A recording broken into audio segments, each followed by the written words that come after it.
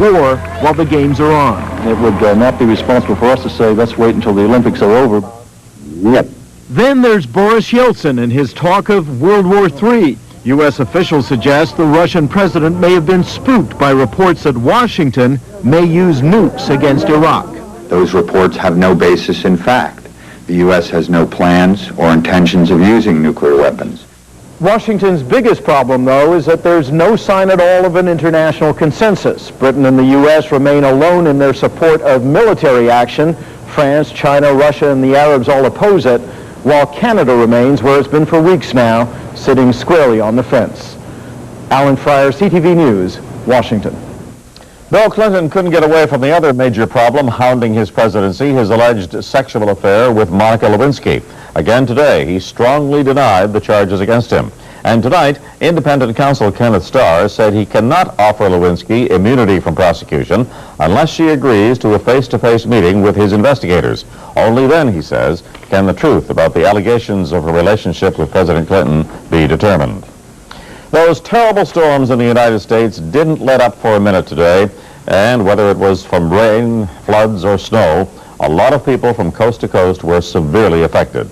On the East Coast, the rainstorm that began in Florida this week pushed as far north as New Jersey today. The system is so huge, it has left its mark as far inland as Alabama to Indiana. On the West Coast, another huge storm continues to plague Northern California. All of the trouble is blamed on the weather phenomenon known as El Nino. CTV's Tobias Fisher reports. Along the Atlantic seaboard, the massive storm has raged for 3 days, flooding roads and collapsing beach homes. We were really shocked.